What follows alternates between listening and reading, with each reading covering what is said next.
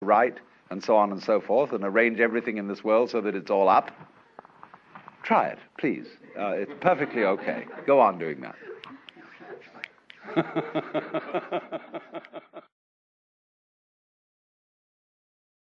But if you see that it's futile, then you can let go. Don't try to cling. Relax. And if you do that, you're in the state of nirvana. And you become a Buddha.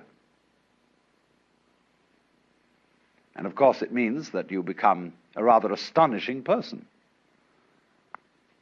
You may, of course, be subtle about it and make like you're a very ordinary person so that you don't get people mixed up. And so in Buddhism, the Buddha explained that his doctrine, his method, was a raft. It's sometimes called a yana. The word Y-A-N-A, yana, means a vehicle, a conveyance. And when you cross a river on a raft, and you get to the other shore, you don't pick up the raft and carry it on your back. You leave it behind.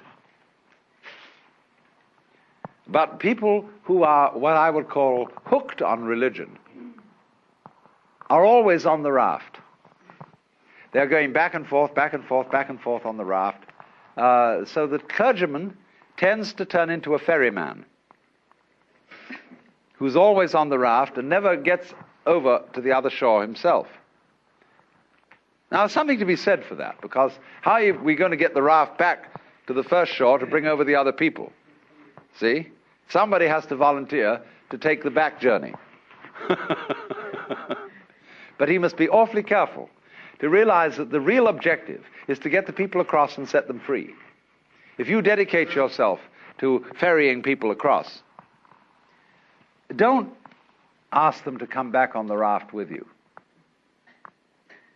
because you'll get overcrowded and people will think that the raft is the goal rather than the other shore.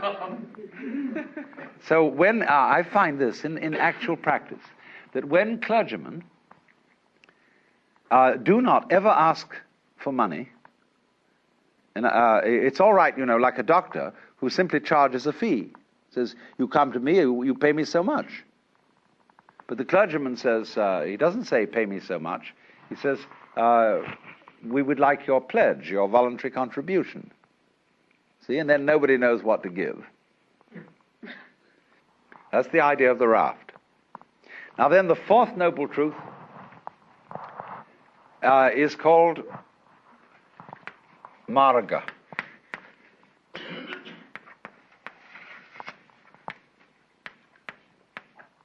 This word means path. And the way of Buddhism is often called the Noble Eightfold Path, because there are 8 phases. I won't say steps, because they're not sequential.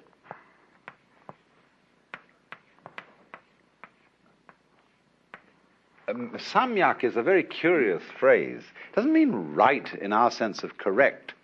Sam is the same really as our word sum. Total, complete, all-inclusive. We might use the word integrated, as when we say a person has integrity. That a person who has integrity, we mean he's all of a piece. He's not divided against himself. So, in this sense of samyak drishti, this is related to the word darshan, which means a point of view or viewing. When you go to visit a great guru or teacher, you have darshan, you look at him, and you offer your reverence to him. This is darshan. Many senses of it, but it means simply to view. Look at the view. So the samyak darshan is the complete view. For example, let's take the constellation called the Big Dipper. we look at it from a fairly restricted zone in space, and it always seems, whatever the season of the year, because we're so far away from it, that those stars in the Big Dipper are in the same position. But imagine looking at it from somewhere else in space altogether, and those stars would not look like a dipper. They'd be in another position. Now then, what is the true position of those stars? Don't you see there isn't one? Because wherever you look, the position alters. You could say that the true situation of those stars is how they are looked at from all points of view, all possible points of view. Inside the constellation, looking outwards, outside the constellation, looking inwards, from everywhere and everywhere. But you see, there is no such thing as the truth. The world, in other words, is not existing independently of those who witness it. Because the world is precisely the relationship between the world and its witnesses.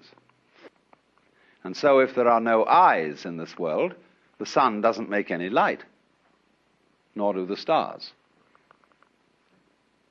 So what is a relationship. You can, for example, prop up two sticks by leaning them against each other, and they will stand. But only by depending on each other. Take one away and the other falls. So in Buddhism, it is taught that everything in this universe depends on everything else. That we have a kind of a huge network, and this is called the doctrine of mutual interdependence. All of it hangs on you, and you hang on all of it, just as the two sticks support each other. And this is conveyed in a symbol which is called Indra's net. Imagine a multidimensional spider's web in the early morning covered with dewdrops. And every dewdrop contains the reflection of all the other dewdrops. And in each reflected dewdrop, the reflections of all the other dewdrops in that reflection. And so ad infinitum. That is the Buddhist conception of the universe in an image. The Japanese call that jiji muge. A ji means a thing event, a happening. So between happening and happening, mu, there is no ge, separation. Jiji muge.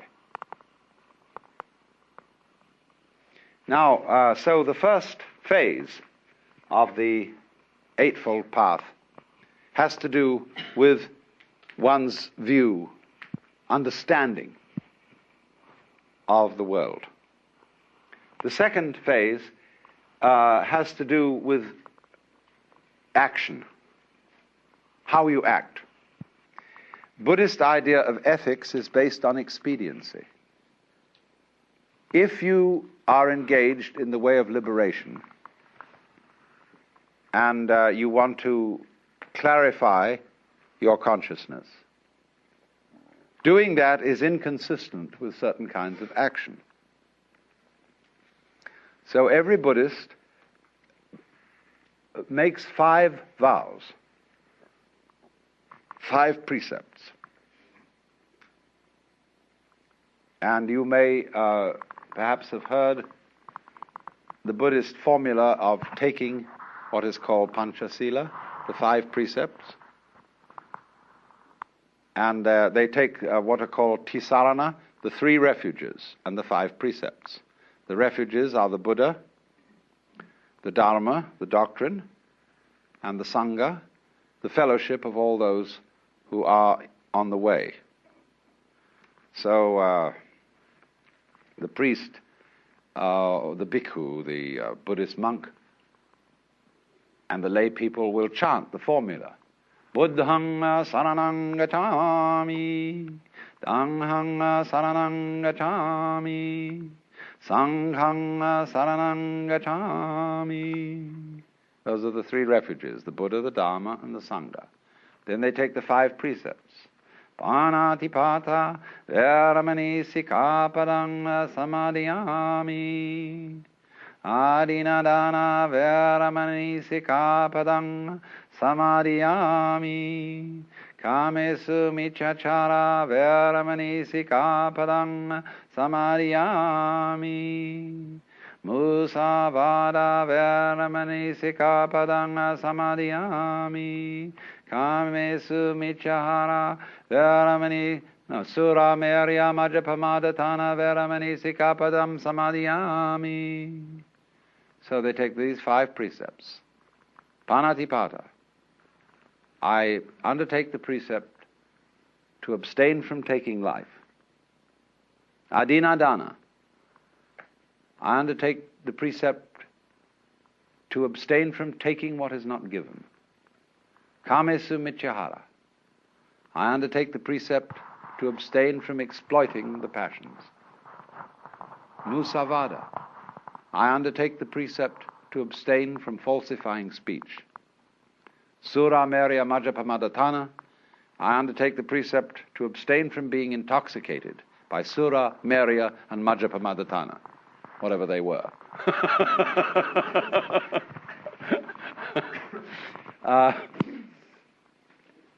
I presume toddy, which is alcohol.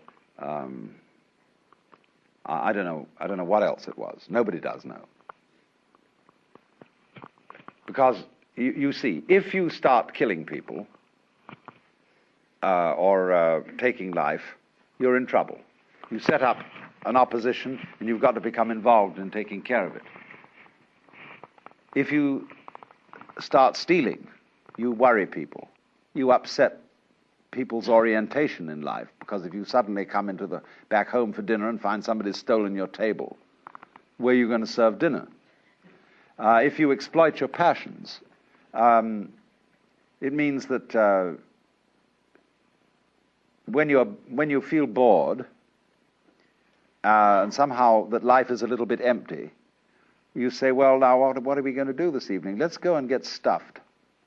You know, a lot of people who suffer from obesity are trying to simply fill their empty psyche by stuffing themselves with food. Well, it's the wrong cure. So, likewise, musavada, if you start telling lies to everybody, you know what happens when you